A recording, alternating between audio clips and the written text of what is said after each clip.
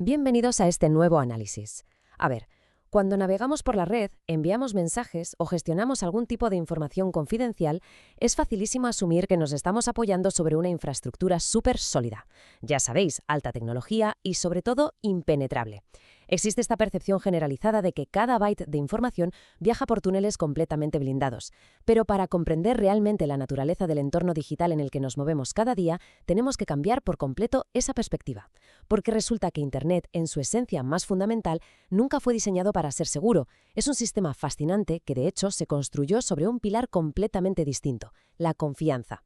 Así que hoy vamos a explorar cómo esas decisiones del pasado gobiernan nuestro presente digital y por qué esa ilusión de solidez es muchísimo más frágil de lo que parece. Para ilustrar esta tremenda fragilidad, vamos a viajar un momento a Islamabad. Al 24 de febrero de 2008, a las 6:47 de la tarde, se introdujo un comando en un enrutador de red en las oficinas de Pakistan Telecom. Es importante dejar claro que no hubo absolutamente ninguna intención maliciosa. Se trató de una orden puramente rutinaria a nivel local para bloquear el acceso a YouTube dentro de las fronteras del país. Sin embargo, la red global no sabe distinguir entre una instrucción local y una mundial. En menos de 2 minutos, se desencadenó un evento sin precedentes. Todo el tráfico mundial destinado a YouTube comenzó a ser redirigido de forma masiva hacia los servidores de Pakistan Telecom. Y así, durante 2 horas enteras, una de las plataformas más visitadas del planeta desapareció por completo de Internet a nivel global. Y claro, la gran pregunta es, ¿cómo es esto siquiera posible? O sea, no existió un ciberataque súper complejo, ni un código malicioso, ni grupos de hackers operando en las sombras. Lo que causó este apagón masivo fue simple y llanamente un protocolo de enrutamiento de los años 80 llamado BGP, que opera bajo una premisa que hoy nos resulta asombrosa: confía ciegamente en cualquiera que le hable. Es como ese amigo demasiado ingenuo que se cree todo lo que le cuentan. Pakistan Telecom, mediante ese comando, le comunicó al resto de la red mundial que ellos eran el camino más corto hacia YouTube. E Internet, operando bajo esa profunda confianza fundacional, simplemente lo creyó. Bueno, pasemos a la sección 1, el viaje de un correo electrónico. Vale, vamos a sumergirnos de lleno en esto y a bajar a una escala mucho más cotidiana. Imaginemos a Elena, nuestra ya conocida doctora que trabaja en el hospital. A primera hora de la mañana envía un mensaje importante a su jefe de servicio. Es un proceso que le toma, qué sé yo, apenas 40 segundos. A simple vista es una acción trivial e inmediata, ¿verdad? Pero, ¿qué ocurre realmente por debajo de la pantalla? El viaje oculto de ese mensaje requiere toda una sinfonía de protocolos trabajando en equipo. Primero, un protocolo llamado SMTP toma las palabras y las convierte en datos. Después, el sistema DNS entra en acción para descubrir cuál es la dirección exacta a la que debe ir. Y finalmente, la pareja de protocolos TCP e IP se encarga de transportar físicamente esos datos hasta su destino. Parece un proceso súper meticuloso e infalible, pero cada uno de estos pasos esconde vulnerabilidades heredadas directamente de su diseño original. Y esto ilustra de manera brillante el problema de la confianza. Empecemos por el primer paso, SMTP. Este es el idioma universal del correo electrónico desde 1982. Pues bien, este protocolo sencillamente no fue diseñado pensando en la autenticación. Es decir, cualquier servidor puede afirmar ser cualquier otro servidor, y SMTP le cree sin más. Es literalmente igual a un sistema postal físico que acepta cartas sin comprobar el remitente. El cartero no se para a verificar si el nombre escrito en el reverso del sobre es real o inventado. Y justamente de esta carencia básica de verificación es de donde nacen los problemas modernos que todos sufrimos hoy, como esos correos engañosos de phishing, que parecen venir de nuestro banco, pero que en realidad son una estafa.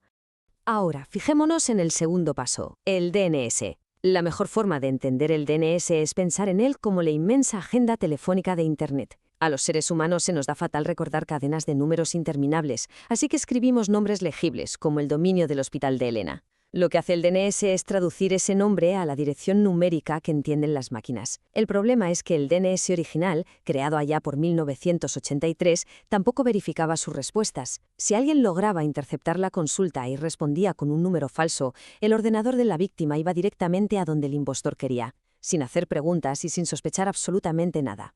Y así llegamos al tercer pilar de nuestro viaje, TCP/IP. Este es el mensajero digital. Es el que garantiza que el paquete de datos de Elena encuentre el camino y llegue en orden y completo. Y a ver, hacen un trabajo excelente en cuanto a la entrega física. Sin embargo, en su versión original, estos protocolos enviaban la información en texto plano. Era literalmente como enviar un mensaje escrito en el reverso de una postal sin sobre. Si cualquier persona con acceso a la red interceptaba los paquetes por el camino, podía leer todo el contenido sin ningún tipo de esfuerzo. Y esto nos lleva a la sección 2. El contexto de los años 80. Confianza por encima de la seguridad. Al analizar todas estas grietas, surge inevitablemente una pregunta.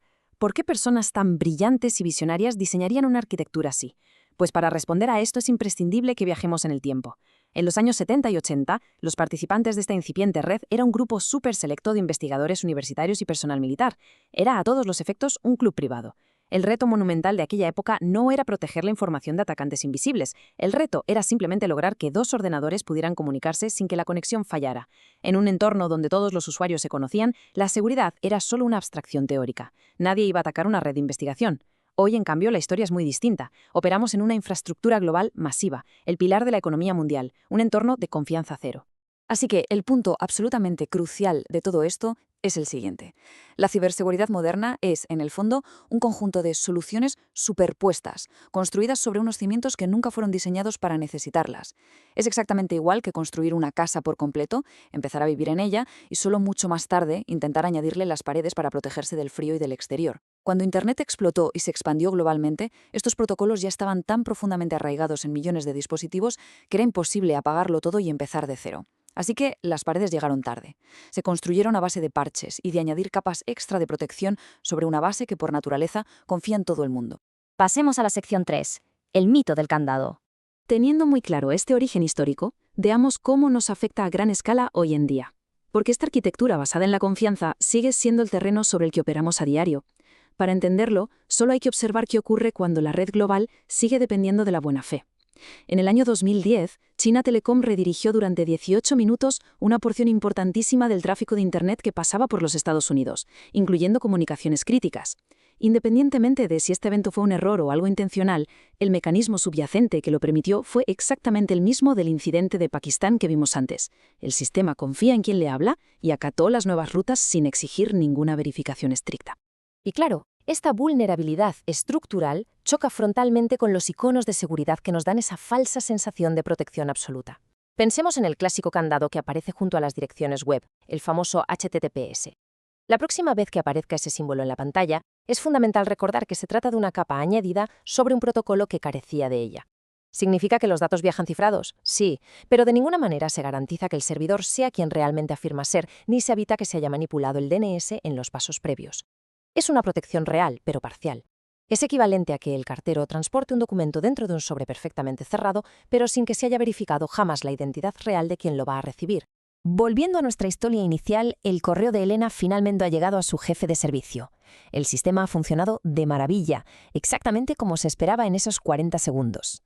Para la inmensa mayoría de nosotros, Internet opera como el piloto automático de un avión comercial. No hace falta saber absolutamente nada de aerodinámica para que el vuelo aterrice sano y salvo en su destino. Y, es maravilloso poder depender de esa automatización para nuestro día a día. Pero conociendo ahora los fragilísimos cimientos sobre los que descansa toda esta inmensa infraestructura invisible, cabe preguntarse, con nuestra sociedad global dependiendo minuto a minuto de esta red, ¿qué sucede realmente cuando ese piloto automático falla? O peor aún, ¿qué pasa cuando alguien decide interferir con él a propósito? Es una reflexión fascinante, que merece toda nuestra atención y que sin duda seguiremos analizando muy de cerca.